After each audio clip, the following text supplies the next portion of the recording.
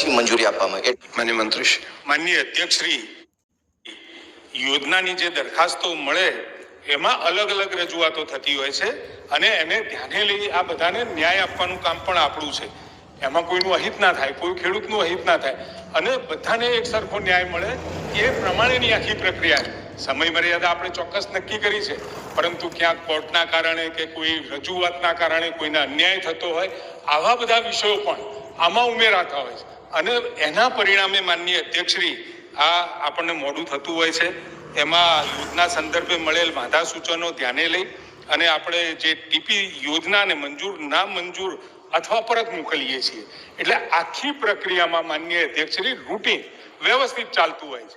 પરંતુ એની અંદર જ્યારે એને સાંભળવાનું આવે, એની વાંધા સૂચનો લેવામાં આવે અને ક્યાંક ક્યાંક તો કોર્ટ કેસ પણ થતા હોય, જેના કારણે કોર્ટોના નિર્ણય ના આવે અથવા તો વાંધા સૂચનો જે મળ્યા હોય એનો યોગ્ય નિકાલ ના આવે ત્યાં સુધી એ ફાઇનલ ન થઈ શકે માનનીય અધ્યક્ષશ્રી। અને એના કારણે ભૂતકાળની અંદર પણ કહેવાયું કે આ રીતે જમીનો કાપી લેવામાં આવે છે। માનનીય અધ્યક્ષશ્રી, ગુજરાત સરકારની અંદર ક્યારેય કોઈ કાયદાથી પર રહીને થયું નથી। ટાઉન પ્લાનિંગ એક્ટ 1976 અને એનો અમલ 78 થી ચાલુ થયો, એમાં એની જોગવાઈઓ જ માનનીય અધ્યક્ષશ્રી શહેરો માટે, શહેરી વિસ્તારો માટે અને સાથે અર્બન ઓથોરિટી માટે એની કલમો અને એ પ્રમાણે આપણે એને ટીપી સ્કીમો આખરી પણ કરીએ છીએ। ડ્રાફ્ટ સ્કીમ, ડેવલપમેન્ટ પ્લાન સ્કીમો પણ આપણે એને મંજૂરી આપતા હોઈએ છીએ। સમગ્ર પ્રક્રિયા માન્ય અધ્યક્ષશ્રી કાયદા પ્રમાણે થાય છે, પરંતુ આ તો એવું છે નહીં કે તમે કીધું 6 મહિનામાં પૂરું કરો પણ વચ્ચે આવીને કોઈ ખેડૂતને અન્યાય થતો હોય, કોર્ટમાં જતો રહ્યો, પહોંચી ગયો અને એના કારણે એ યોજના મંજૂર કરવામાં લેટ થતી હોય। માનનીય અધ્યક્ષશ્રી, ગઈ વખતે ખૂબ ઝડપી પ્રક્રિયા કરી અને 95 જેટલી યોજનાઓ આપણે મંજૂર કરી છે। માનનીય અધ્યક્ષશ્રી, ગુજરાતના લોકપ્રિય મુખ્યમંત્રી આદરણીય શ્રી ભૂપેન્દ્રભાઈ પટેલના માર્ગદર્શનમાં 2022-23માં ગુજરાતના સામાન્ય નાગરિકો કે જેમને કોઈનો મોબાઈલ ફોન ચોરી થાય, કોઈકનું સોનું ચોરી થાય, કોઈકની ચીટિંગ થાય, આ પ્રકારના સામાન્ય નાગરિકોની પોતાની વર્ષોની મહેનતથી ભેગી કરેલી રકમને જો આ પ્રકારના ફ્રોડો દ્વારા જે આખી ઝૂંટવી લેવામાં આવતી હોય છે અને એવા આરોપીને પકડ્યા પછી જે કોર્ટમાં વર્ષો સુધી આવા મધ્યમ વર્ગના અને નાના માણસોએ જે ધક્કા ખાવા પડે એની બદલે પોલીસ પોતે જ પોલીસ સ્ટેશન થકી આ પ્રકારના ગુનેગારો પાસેથી પકડાયેલી ને પકડીને જે કોઈ માલિક છે, જેના સાચા હકદાર છે, એમને તેમની અમાનત પાછું આપવાના કાર્યક્રમનું નામ છે તેરા તુજકો અર્પણ।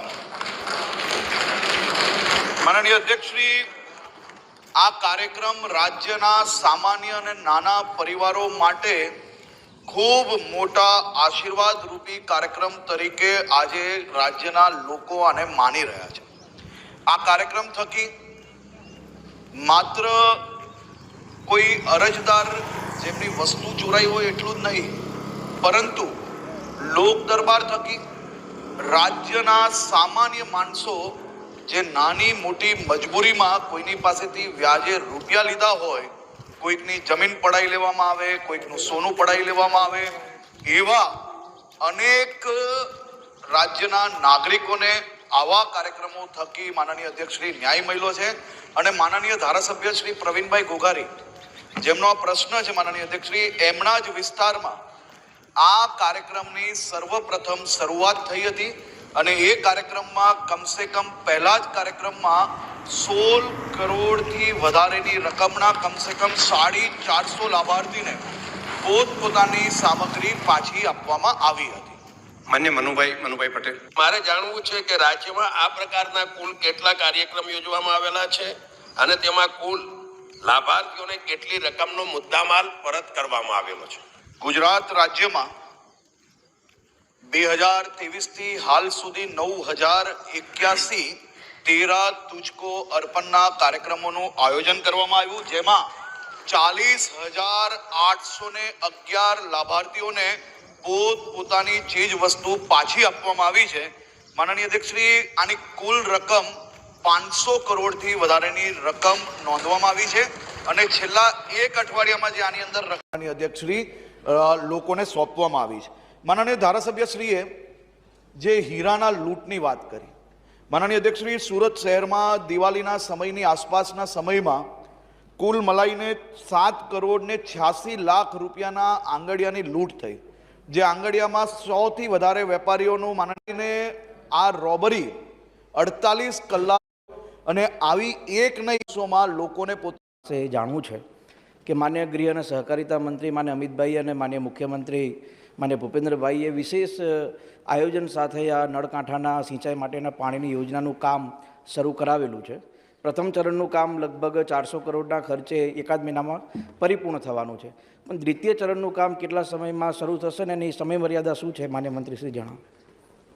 માનનીય અધ્યક્ષશ્રી, નળકાંઠાનો વિસ્તાર સાણંદ, બાવળા અને વિરમગામ, આ 3 વિસ્તારના જે ગામો છે, 39 જેટલા ગામો, માનનીય અધ્યક્ષશ્રી, કેટલાક ગામો 14 ગામ અને 5 ગામ. 14 ગામ માનનીય અધ્યક્ષશ્રી, નવા કમાન્ડમાં આપણે એનો સમાવેશ કર્યો છે. ફતેહવાડીના 20 ગામ અને નર્મદાના 5 ગામ. માનનીય અધ્યક્ષશ્રી, એક બાજુ ફતેહવાડી કેનાલ જાય, બીજી બાજુ નર્મદાની કેનાલ જાય અને આ ટેલ વિસ્તારના, કમાન્ડ વિસ્તારના ગામોને પાણી મળતું નહોતું. ઘણા સમયથી આ ફરિયાદ હતી અને સાથે આ બંનેની જોડે જે કમાન્ડ વિસ્તારમાં નહોતા એવા 5 ગામ, એમની પણ ઘણા સમયથી માગણી હતી કે અમને નર્મદા અને ફતેહવાડી અમારા જ વિસ્તારમાંથી પસાર થાય છે તો અમને ઇરિગેશન સિંચાઈનો લાભ મળવો જોઈએ. આદરણીય અમિતભાઈ શાહ સાહેબના ધ્યાને આવ્યું કે ખૂબ આ નળકાંઠાના વિસ્તારમાં, આ કમાન્ડવાળા વિસ્તારમાં પાણી નથી મળતું અને એની વચ્ચે રહેલા જે 5 ગામ છે એને પણ પાણી આપી શકાય. આદરણીય ભૂપેન્દ્રભાઈ પટેલ સાહેબે આશરે 1536.86 કરોડના ખર્ચે આખી યોજના મંજૂર કરી. એમાં જે પ્રથમ તબક્કાની છે માનનીય અધ્યક્ષશ્રી, એ આપણે યોજના પૂરી થાય છે અને બીજા તબક્કાની જે યોજના છે આશરે 1500 કરોડની આસપાસની, માનનીય અધ્યક્ષશ્રી, એના ટેન્ડર થઈ ગયા છે. ટેકનિકલ પ્રોસેસમાં છે માનનીય અધ્યક્ષશ્રી. ટેકનિકલ બિડિંગ અને સાથે પ્રાઇસ બિડિંગ એ ખુલતાની સાથે એ કામ આપણે એ કોન્ટ્રાક્ટર નક્કી થઈ જાય એટલે એ કોન્ટ્રાક્ટરને આપી અને 27 સુધીમાં પૂરું થાય એવું આયોજન કરીએ છીએ. માનનીય અધ્યક્ષશ્રી, 13 તુષ્કર અર્પણ કાર્યક્રમમાં આદિજાતિ વિસ્તાર એમાં કેટલી રકમ પાછી પરત કરવામાં આવી છે? માનનીય અધ્યક્ષશ્રી, ગુજરાતના પ્રત્યેક નાગરિકોને 13 તુજકો અર્પણ કાર્યક્રમ થકી કંઈક ને કંઈક, એટલે માનનીય અધ્યક્ષશ્રી, આ કાર્યક્રમ થકી આદિવાસી વિસ્તારમાં ખાસ કરીને માનનીય